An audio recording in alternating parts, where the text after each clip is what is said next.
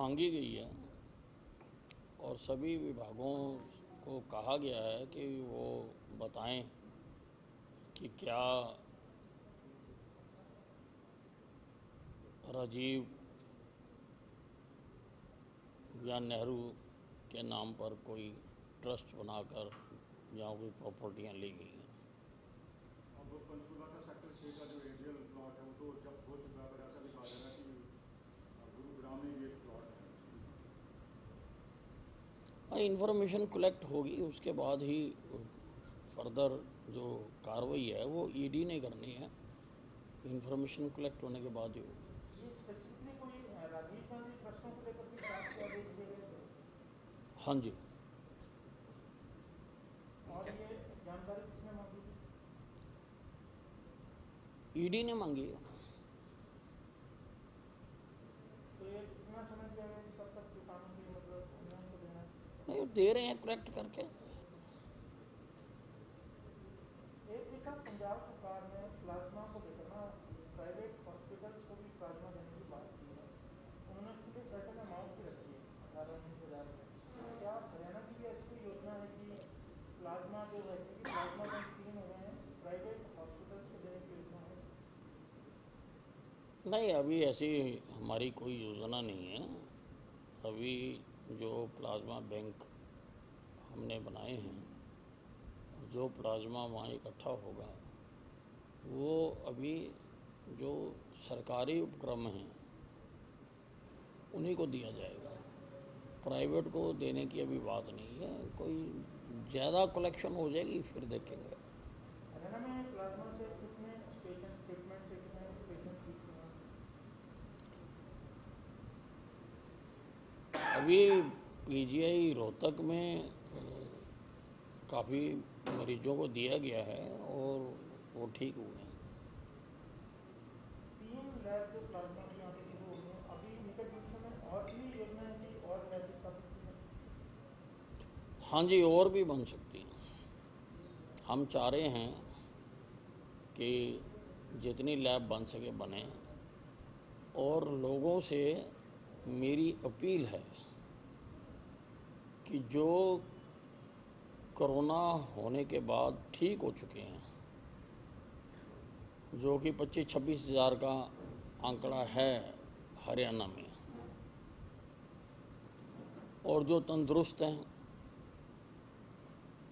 उनको आगे आकर प्लाज्मा डोनेट करना चाहिए ताकि बाकी रोगियों को भी इससे ठीक किया जा सके। साहब, आपने कोविड हॉस्पिटल्स के इंस्पेक्शन के लिए सीएस को भेजा था और कुछ और अधिकारी, क्या कुछ रिपोर्ट आई है और क्या स्थिति है? नहीं, अभी पता करेंगे क्या उसमें है। मैंने जांच करने के लिए तो कहा था कि सब जो कोविड हॉस्पिटल हैं उनकी जांच की जाए कि सब जगह पर ठीक ट्रीटमेंट हो रहा है, ठीक भोजन दिया जा रहा है, ठीक दवाइयाँ दी जा रही हैं। ये जांच करने के लिए मैंने कहा था। एक जो हॉस्पिटल्स हैं उनमें ओपीडी और सर्जरी के लिए भी पिछले दिनों आपने कहा था कि भाई बाकी मरीजों को परेशानी नहीं होनी चाहिए, उसमें क्या स्थिति है अब? सब जगह पर ओपीडी और सर्जरी हमने अलाउ कर दी हुई है, क्योंकि कोरोना तो हम ठीक कर रहे हैं लेकिन बाकी मरीज भी ज़रूरी हैं, इसलिए सब जगह पर चल रही है ओपीडी। तो जो लोग कोरोना से नहीं गुजरे, जो स्वस्थ हैं, उनका भी प्लाज्मा लिया जाएगा? नहीं, उनका नहीं।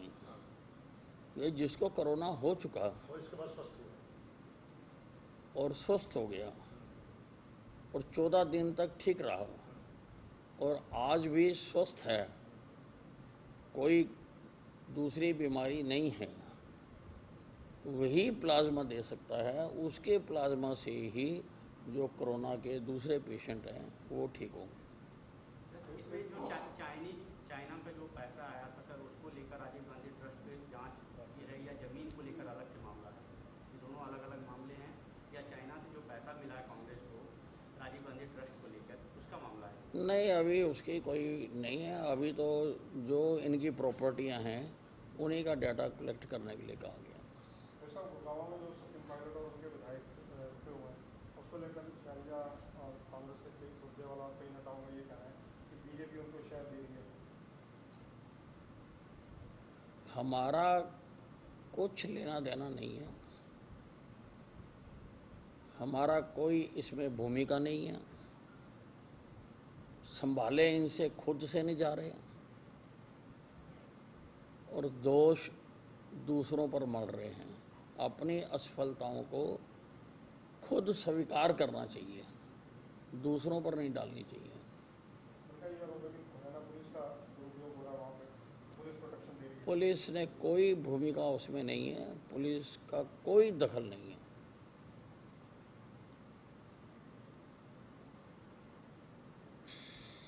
ऐसा कुछ ऐसे केसेस भी हैं जिनको पहले कोरोना हो गया और ठीक हो गया, अब दोबारा फिर कोरोना हो ऐसी जानकारी? नहीं, ऐसे कोई केस अभी सामने नहीं आए। एक समाचार ये आया था कि राजस्थान के डीजीपी ने हरियाणा के डीजीपी को कोई लेटर लिखा है कि जो विधायकों से जो मानेसर में विधायक कराए गए थे उस मामले में जांच में सहयोग करें। क्या ऐसा कोई है?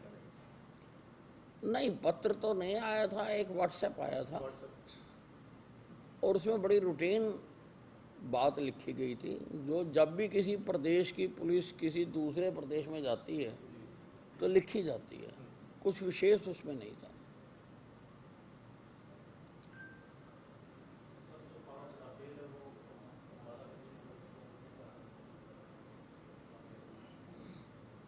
अंबाला छावनी पलकें बिछाकर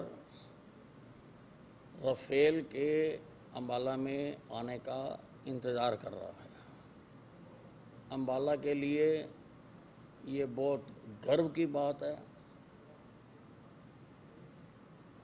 कि इतना शक्तिशाली जहाज अंबाला छावनी में उसका स्क्वाड्रन बनेगा। अंबाला के लोग बेताबी से इसके आने का इंतज़ार कर रहे